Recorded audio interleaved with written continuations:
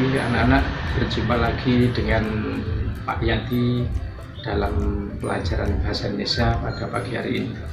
Pada pagi hari ini kita akan berbicara bersama, mendiskusikan bersama terkait dengan kaidah kebahasaan teks editorial. Anak-anak, seperti yang telah kita pelajari bersama pada minggu kemarin terkait dengan teks editorial. Teks editorial adalah sebuah teks yang biasanya dimuat di media koran, majalah, selebaran, atau yang lain, yang biasanya anak-anak teks editorial itu digunakan untuk merespon isu atau permasalahan yang sedang hangat bergulir di tengah-tengah masyarakat.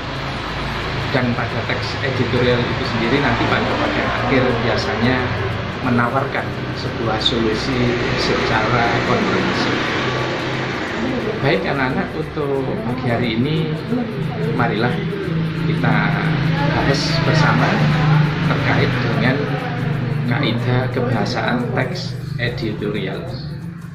Secara umum anak-anak, kebahasaan teks editorial itu memiliki 4 ciri. Mari pada kesempatan ini kita bicarakan satu persatu dari 4 ciri teks kebahasaan editorial tersebut.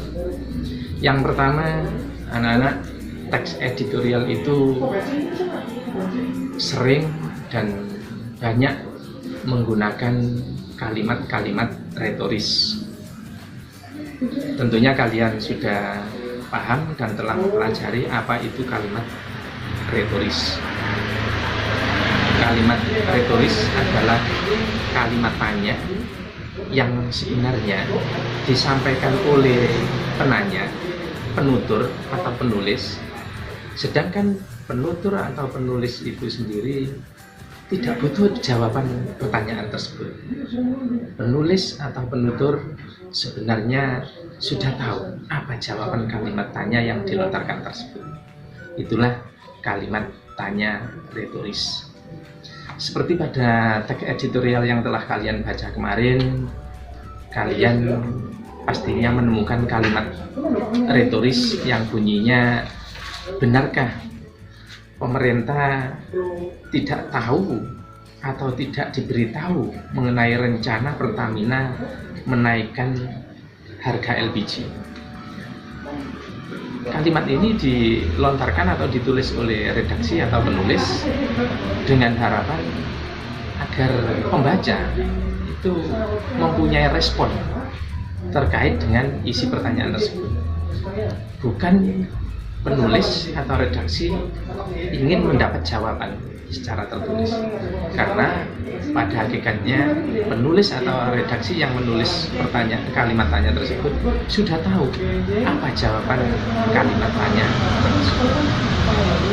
Baik, itu ciri pertama dari struktur kebahasaan teks editorial. Berikutnya anak-anak, ciri yang kedua yaitu teks editorial banyak menggunakan kata-kata ilmiah populer atau kata-kata populer. Apa maksudnya kata-kata populer?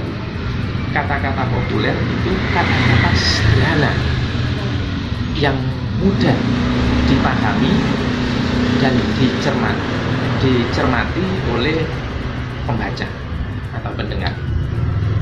Jadi kalimat-kalimat yang digunakan dalam teks editorial itu anak-anak bukan kalimat-kalimat yang memilih diksi atau pilihan kata yang kata-kata ilmiah tingkat tinggi. Kata-kata ilmiah yang digunakan kata-kata ilmiah populer.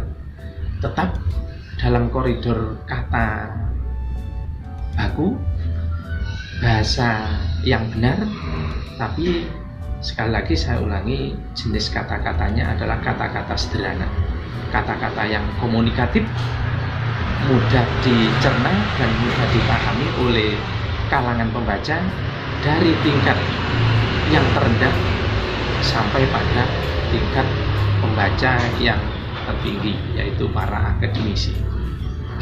Itu ciri struktur kebahasaan teks editorial yang kedua. Ciri struktur kebahasaan teks editorial berikutnya yaitu yang ketiga. Anak-anak, pada teks editorial banyak digunakan atau banyak dipilih kata-kata penunjuk yang menyatakan tempat, menyatakan waktu, dan menyatakan sebuah permasalahan dalam konteks kalimat tersebut. Misalnya kita temukan pada kalimat-kalimat pada teks editorial yang kemarin saya suruh membaca itu, terdapat kalimat, sungguh kenaikan harga itu merupakan kado yang tidak simpatik. Sungguh kenaikan harga itu kata penunjuk yang menyatakan waktu, tempat, atau hal, dan banyak lagi. Kalian akan menemukan kata-kata penunjuk yang menyatakan waktu, tempat, dan pokok permasalahan dalam teks editorial yang telah kalian baca tempo hari. Kemudian anak-anak, kita lanjutkan ciri kebahasaan atau struktur kebahasaan teks editorial yang keempat, yaitu banyak menggunakan konjungsi kausalitas. Konjungsi kausalitas atau istilah lainnya kata hubung sebab akibat. Kata hubung sebab akibat banyak macamnya anak-anak, seperti kalian ketahui, karena, sebab, oleh karena itu, dan sebagainya. Semuanya itu banyak digunakan dalam struktur kalimat-kalimat pada teks editorial.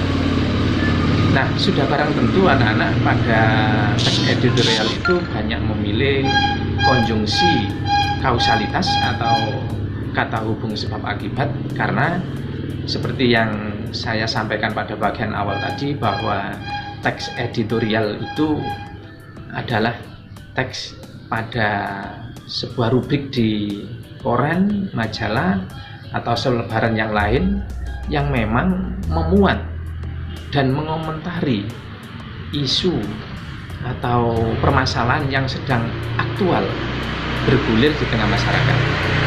Nah, oleh tim redaksi sengaja mengangkat masalah-masalah yang aktual, masalah-masalah yang hangat sedang dibicarakan oleh masyarakat, diangkat untuk diberikan diberikan komentar, ulasan secara subjektif. Namun pihak redaksi juga pasti pada akhir teks editorial itu akan menawarkan sebuah solusi secara komprehensif. Teks editorial yang akrab kita jumpai anak-anak di lingkungan kita adalah akrab dengan koran atau surat kabar Jawa Pos. Dalam surat kabar Jawa Pos, kalau kalian membeli atau membuka surat kabar harian Jawa Pos, kalian coba buka pada halaman keempat, halaman utama keempat. Di sana akan kalian temui sebuah rubrik yang diberi judul Jati Diri. Nah, dalam rubrik itulah tim redaksi Jawa Pos mengangkat isu atau permasalahan yang aktual yang sedang bergulir di masyarakat dan sekaligus menawarkan solusi secara komprehensifnya. Jadi itu anak-anak struktur kebahasaan teks editorial yang kita pelajari bersama pada kesempatan pagi hari ini. Mudah-mudahan bermanfaat dan ini menjadi pedoman kalian untuk menyelesaikan tugas yang akan saya berikan setelah pembelajaran kali ini. Mudah-mudahan kalian mendapatkan pengetahuan yang bermanfaat dan berkah, diridhoi oleh Allah Subhanahu wa taala. Demikian materi yang saya sampaikan pada kesempatan ini. Kurang lebihnya mohon maaf. Terima kasih atas perhatiannya. Saya cukupi. Wassalamualaikum warahmatullahi wabarakatuh.